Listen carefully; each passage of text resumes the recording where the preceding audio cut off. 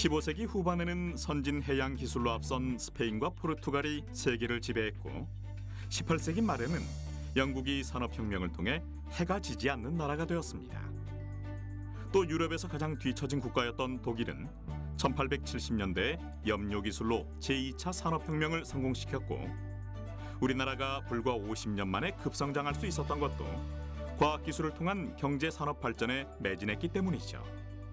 국립과학관은 국가에서 과학문화 확산 기반을 조성하고 학교와 과학교육의 활성화를 위해서 설립된 기관이지요. 과학의 중요성을 깨닫고 새로운 미래 먹거리 창출을 위해 과학문화 확산에 앞장서는 곳이 있습니다. 인류 발전에 기여해온 과학을 이해하고 그 소중함을 깨달을 수 있도록 지역민들에게 과학 놀이터가 되고 있는 과학관으로 안내합니다.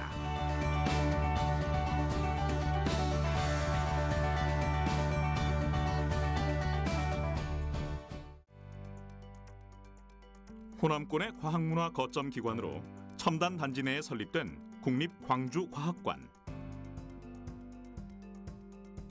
독특한 외관이 마치 우주 생명체를 떠올리게 하는데요.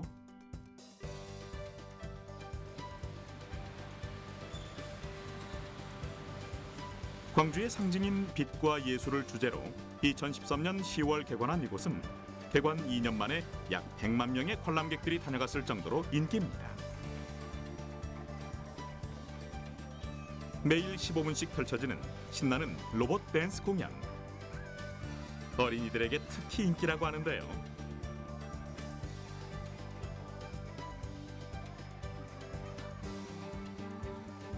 호기심과 상상력을 자극하는 체험형 전시가 주를 이루는 국립광주과학관은 어린이들을 위한 과학 놀이터로 자리매김하고 있습니다.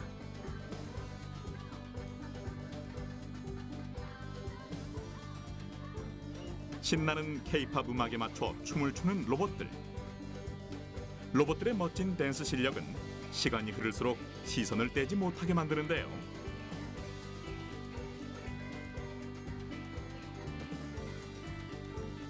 (40cm) 크기의 로봇 7대가 자로 잰 듯한 군무를 선보이며 관객들의 흥을 돋웁니다. 광주는 우리말로 빛고 우리고 예향의 도시입니다. 광주는 그리고 전통적으로 빛과 소리의 고장이기도 합니다. 빛과 소리는 예술의 한 표현 방식이기도 하지만 그 빛과 소리의 이면에는 많은 과학적인 이론들이 담겨져 있기도 합니다. 따라서 국립광주과학관은 빛과 소리를 주제로 한 많은 전시물을 개발했고 이를 통해서 방문객들에게 즐거움을 드리려고 노력하고 있습니다.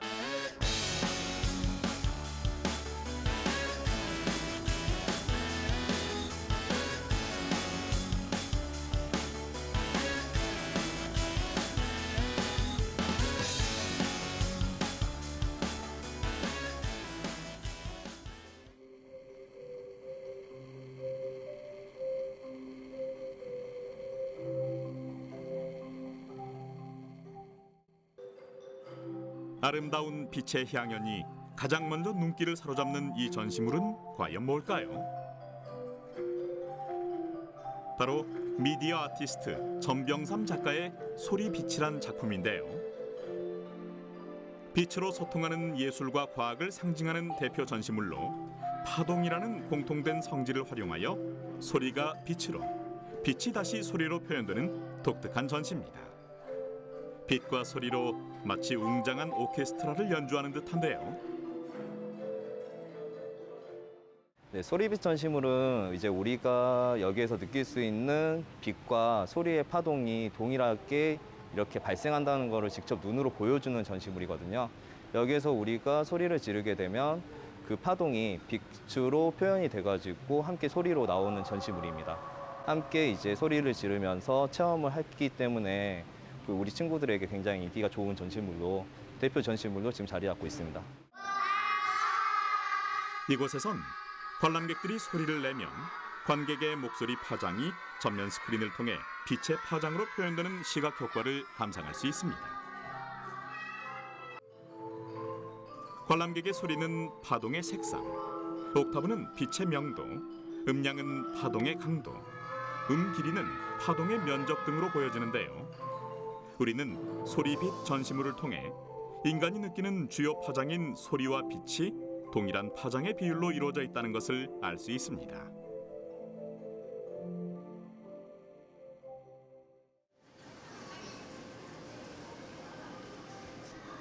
그럼 이제 빛과 과학의 관계를 설명해주는 빛의 세계관으로 가볼까요?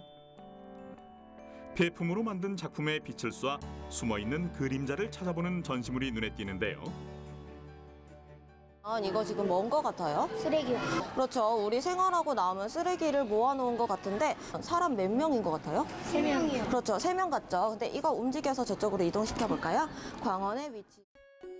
빛을 내는 물체의 위치를 바꾸자 두 사람이 서 있는 것 같은 모습을 그림자로 확인할 수 있었는데요. 이렇게 폐품을 활용해서 우리가 아트를 표현한다, 그림을 표현한다 해서 이게 정크 아트의 하나의 일종이라고 보시면 될 것 같아요. 친구들 체험 한번 해볼까요? 그림자는 빛이 어떤 물체에 부딪혀 더 이상 나아가지 못할 때 물체 뒤에 생기는 어두운 부분을 말합니다. 그림자의 크기는 빛을 가로막는 위치와 그림자가 맺히는 거리에 따라 달라지며 빛을 비추는 방향이나 각도에 따라 그림자의 모양이 달라지죠. 그렇다면 빛의 속성에 대해서 알아봅시다. 손잡이를 돌리면 각각의 노란 구슬은 제자리에서 위아래로 움직이지만 전체적으로 보면 움직임이 옆으로 전달되는 것처럼 보입니다. 이러한 흔들림을 파동이라고 하며 빛은 파동의 형태로 공간에 퍼져나가죠. 빛은 공기 중의 입자들과 부딪혀 사방으로 흩어지는데 이러한 빛의 산란은 파장이 짧을수록 잘 일어납니다. 하늘빛이 시간에 따라 달라 보이는 건 역시 빛의 산란 현상 때문인데요. 낮에 하늘빛이 파랗게 보이는 것은 파장이 짧은 파란색 계통의 빛이 산란되기 때문이고 아침이나 저녁에는 햇빛이 통과하는 공기층이 길어져 파장이 긴 붉은색 계통의 빛만 볼 수 있어 하늘이 붉게 보이는 거죠. 그럼 이번엔 무지개 가장 위쪽의 색깔을 알아볼까요? 우리 눈에 보이는 가시광선은 파장이 긴 쪽부터 빨주, 노초, 파남보 순으로 나타납니다. 이런 가시광선이 공기 중의 물방울에 의해 굴절되고 반사되어 무지개가 만들어지죠.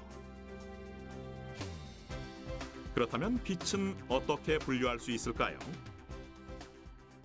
세상의 빛은 파장에 의해서 구분되는데요. 일단은 파장이 가장 짧은 감마선으로부터 X선, 좌회선, 가시광선, 적외선, 마이크로파, 그 다음에 맨 마지막으로 라디오파가 이렇게 있습니다. 적외선은 가시광선 중에 빨간색 바깥에 있는 전자기파를 의미하며 일상적으로 저희가 체온이나 이런 것들을 봤을 때 적외선 카메라를 통해서 이렇게 측정하는 게 가능합니다. 적외선 카메라는 적외선을 감지하여 파장에 따라 빛의 온도를 다양한 색깔로 나타내주는 장치입니다. 적외선 카메라로 찍힌 물체의 색깔에 따라 온도를 예상할 수 있는데요. 적외선은 직접 눈으로 볼 수 없으나 사람을 비롯해 열을 방출하는 물체들은 적외선을 내뿜고 있죠. 여기에 설치된 사물놀이 악기 모형도 이와 같은 적외선을 이용하여 작동되는데요. 악기 모형에 설치된 동작 감지 센서가 손의 동작을 감지하여 음향 발생 장치로 신호를 보내면 저장되어 있는 악기 소리를 내게 됩니다. 안쪽에 적외선 센서가 있어서 우리 친구가 손을 움직이게 되면 음악이 연주가 되는 거예요. 그래서 친구가 손을 이렇게 머무실래요? 이렇게? 그러니까 안에서 깽가리 소리가 나죠. 적외선 센서는 인체에서 나오는 적외선을 감지하는 온도 센서라고 할 수 있는데요. 따라서 손의 온도를 적외선 센서가 감지하여 음향을 재생시키는 거죠. 이번에는 아이들이 반사판을 요리조리 움직이고 있습니다. 대체 어떤 전시물일까요? 친구 지금 이거 우리 위에 빛 나오는 거 보이죠? 이걸 이용해서 우리가 빛을 이용해서 전기를 한번 만들어 볼 거예요. 친구가 지금 앞에 있는 손잡이 잡고 이 빛이 위에 있는 비행기 모양에 닿을 수 있도록 움직여 주세요. 어떻게 움직여야 될까요? 위쪽으로 조금 올려야 될 것 같은데?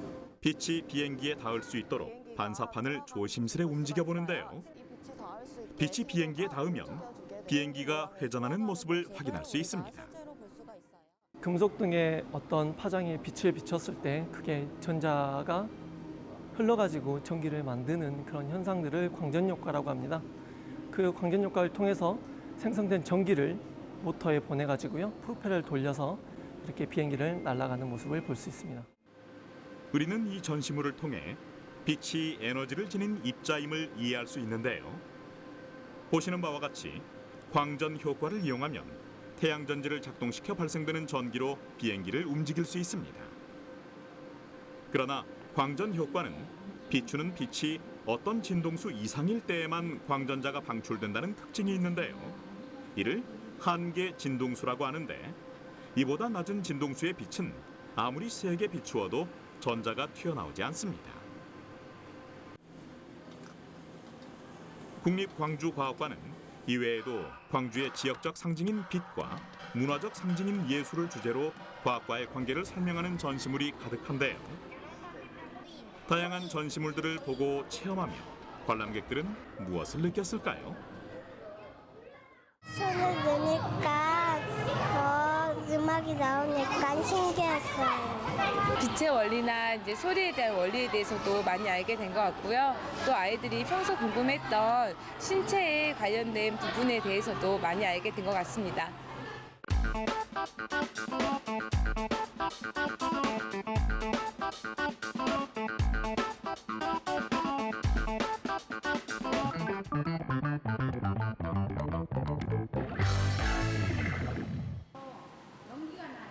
이곳 과학관에서는 매일 20분씩 과학 실험 시호를 진행합니다.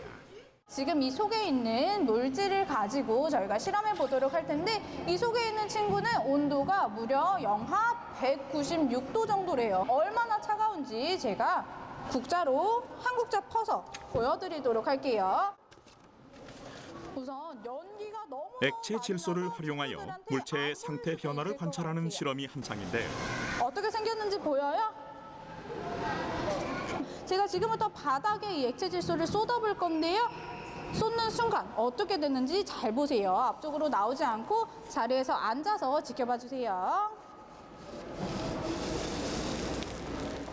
순식간에 엄청난 연기를 내뿜으며 공중으로 사라져버린 액체 질소. 도대체 어디로 사라진 걸까요? 너무너무 차가워서 바로 공기 중으로 날아가 버린 걸 알 수가 있답니다. 이 액체 질소를 가지고 본격적으로 마시멜로우 먹어본 적 있어요? 마시멜로우를 이용해 무슨 실험을 하려는 걸까요? 이 말랑말랑한 마시멜로우를 액체 질소 속에 풍덩 넣어보도록 할 거예요.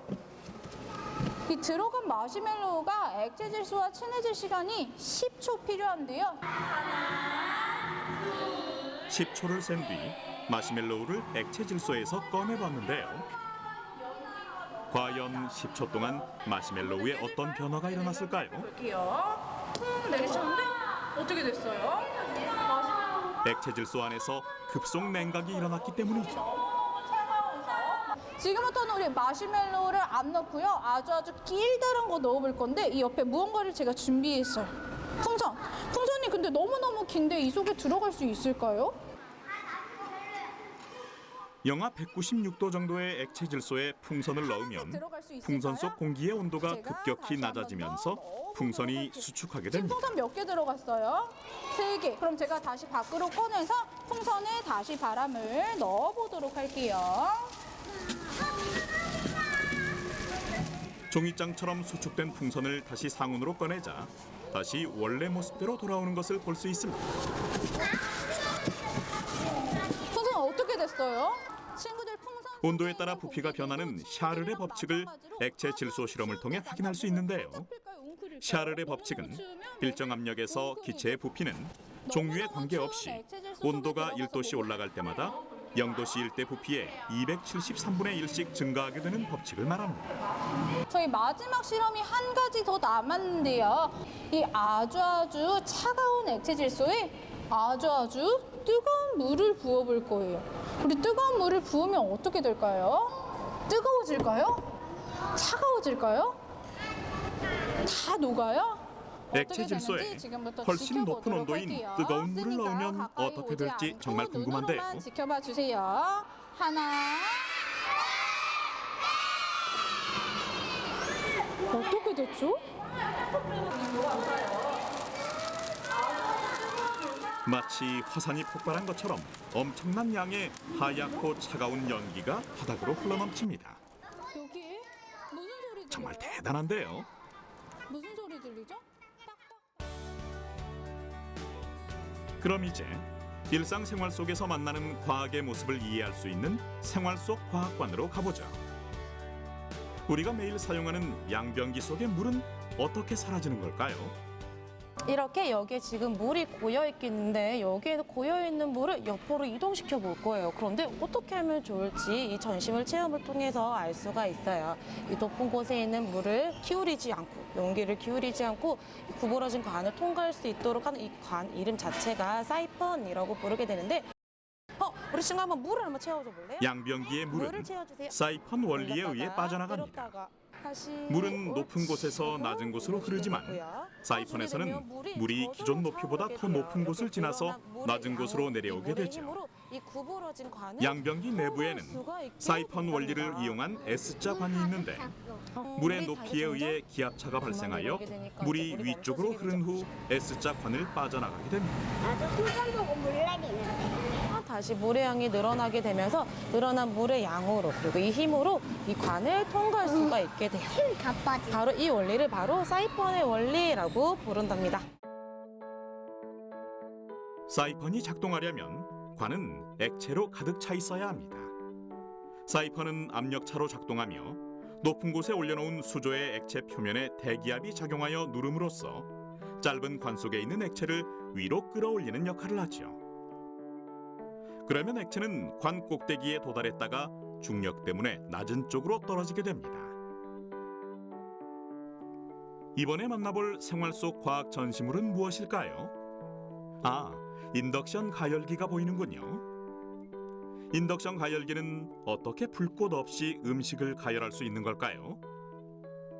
인덕션 가열기는 자기장에 의해 발생하는 유도 전류를 여론으로 이용한 장치입니다. 따라서 인덕션 가열기에는 전자기 유도라는 원리가 적용돼 있는데요. 이 전자기 유도라는 원리는 도체에 우리가 전기를 가하게 되면 그 안에 맴돌이 전류라고 하는 동그란 모양의 자기장이 형성이 되게 되는데요. 이러한 자기장으로 위에 있는 금속 물체의 온도를 높여서 우리가 그 안에 있는 음식을 데울 수 있게 됩니다. 그래서 자기력선이라는 게 생겨요. 따라서 가열하기 위해서는 철 성분이 포함된 금속 용기를 사용해야 하죠. 음식이 빨리 만들어질 수가 있어요. 둥글게 깔린 코일에 전기가 흐르면 자기력선이 발생하여 위에 있는 냄비나 프라이팬의 철 성분에서 열이 발생하게 됩니다. 때문에 인덕션 가열기는 불필요한 열 손실이 없습니다.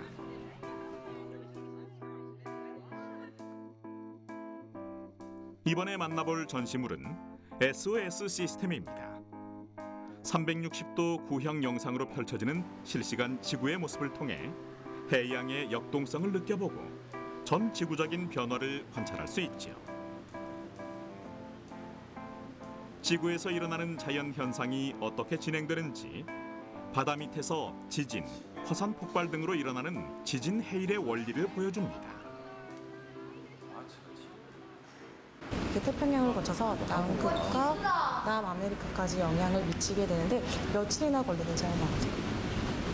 이게 최고 높이가 아파트 15층 높이에 달할 정도였대요. 어마어마한 규모였죠. 이처럼 SOS 시스템을 통해서 지구와 해양, 우주에 관련된 다양한 영상들을 확인해 볼 수 있을 뿐 아니라 비행기의 이동 경로와 같은 다양한 기타 영상들 또한 확인해 볼 수 있는데요. 관람객들은 실시간으로 변화하는 지구의 모습을 살펴보며 무엇을 느꼈을까요? 어린이들이라든가 어른들을 우리 와서 이러한 부분에 대해서 잘 알고 자연재해가 발생이 되면은 거기에 대해서 대처를 해야 된다고 생각하기 때문에 이런 과학관이 있어야 된다고 생각합니다. 다소 낯설 수 있는 과학 개념을 놀이와 체험으로 배울 수 있다는 평가를 받으면서 인기를 끌고 있는 국립광주과학관. 호남 지역의 과학 대중화를 위해 어린이들뿐만 아니라 중고등학생과 성인들이 관람하기에도 흥미진진한 과학관으로 거듭나기 위해 많은 노력을 하고 있다는데요. 우리 과학관은 어린이들, 특히 어린 청소년들이 즐겨 찾는 과학관으로 인식되어 온 것이 사실인데요. 앞으로는 성인들도 과학관에 들려서 과학을 체험하고 즐기는 그런 과학관으로 발전해야 된다고 생각합니다. 따라서 우리 국립광주과학관은 어린이와 어른들이 함께 즐기는 과학관, 함께 체험하는 과학관으로 발전하는데 최선을 다할 것이고요. 머지않은 장래에 그런 과학관을 보여드릴 것을 약속드립니다. 학교 밖 과학 교육을 통해 미래의 창의적인 인재로 성장할 수 있도록 도와주는 한편 시민들에게는 과학과 사회의 다양한 측면을 보여줌으로써 과학에 대한 관심과 지지를 이끌어내고 있는 국립광주과학관. 지역적 특색을 살린 빛의 탐구는 물론 생활과 스포츠, 놀이에 숨어있는 과학을 보고 듣고 체험하도록 하여 일상 속의 과학적 호기심을 충족시키는 과학 교육의 산실이 되고 있습니다.